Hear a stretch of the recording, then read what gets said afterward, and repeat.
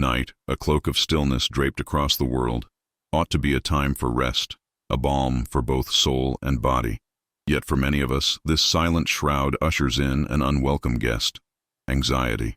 It creeps in during the darkest hours, when the day's distractions dissipate and the quiet amplifies thoughts that, under the sun, seemed manageable. It is a heavy burden.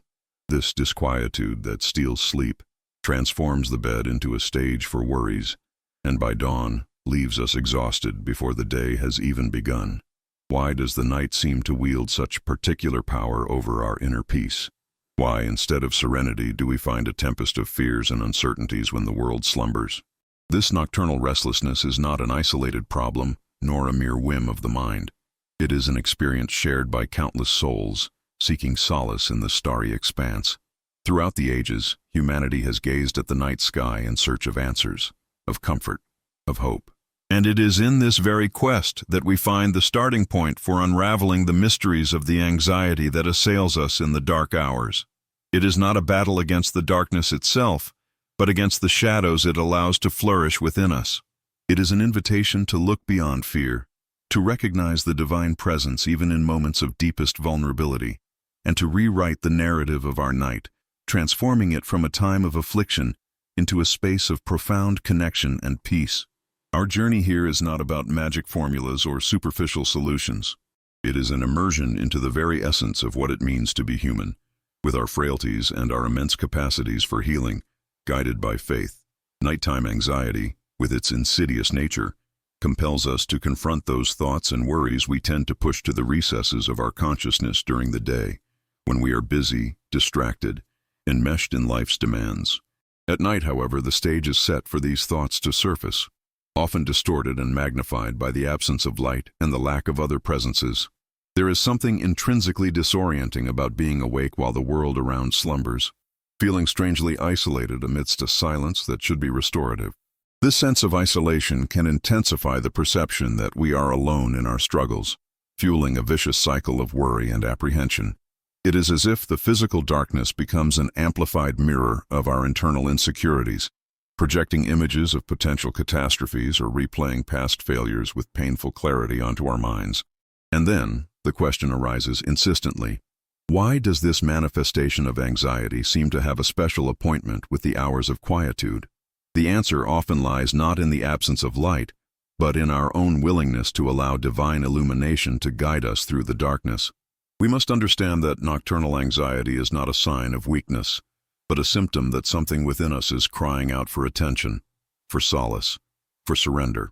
It is an invitation to seek a greater refuge, a place where peace is not contingent upon external circumstances but emanates from an inexhaustible font of love and hope. The night, in its profound depths, can serve as a portal to a more intimate comprehension of ourselves and our relationship with the Creator. When we permit ourselves to decelerate, when the world's clamor subsides, we are afforded the opportunity to discern the gentle yet persistent voice of the Holy Spirit, which comforts and directs us. This prayer, which we shall commence together, is precisely intended to open these channels, to dismantle the ramparts of fear and doubt that separate us from the tranquility that is promised to us. We seek not merely to quiet anxious thoughts, but to supplant them with unshakable faith, with a profound trust in divine providence. This is a path of hope, an entreaty for the night to transform into a sanctuary of sacred encounter, rather than a silent torment. It is a moment to recognize that even in the deepest obscurity, God's light shines, and that in His embrace we find true rest.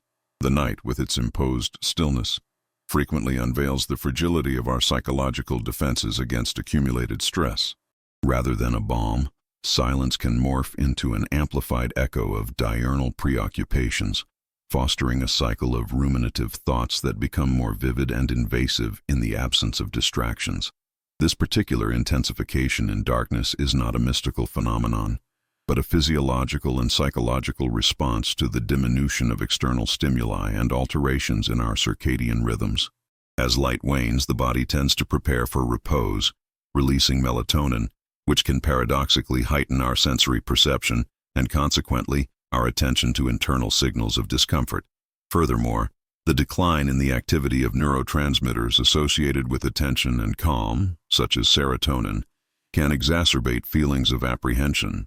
It is within this context that the mind, bereft of its diurnal frenzy, may grapple with unresolved dilemmas, projections of an uncertain future, and reflections on the past, thereby transforming the sanctuary of sleep into a mental battleground.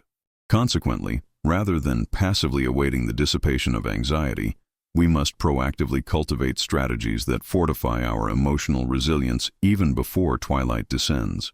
Consider, for instance, the mindful practice of unwinding at the day's end. This could range from a brief period of gratitude, wherein we mentally or physically enumerate 3 things for which we are thankful that day, to the creation of a small ritual for shedding worries. Envision writing down the day's concerns on paper, then symbolically tearing them up or depositing them into a designated box as a deliberate act of burden transference. This action, though seemingly simple, signals to the brain that these concerns have been acknowledged and consciously set aside, permitting a more serene passage into the night. Another crucial aspect is the preparation of the physical environment. Soft, ambient lighting, a comfortable temperature, and an orderly bedroom can foster a space conducive to relaxation, rather than exacerbating feelings of chaos. Furthermore, the manner in which we articulate our thoughts as night approaches exerts a profound impact. Instead of allowing the mind to become ensnared in hypothetical, catastrophic scenarios, we can intentionally redirect our focus to the present reality and to divine sufficiency. Think of guided meditations centered on trust and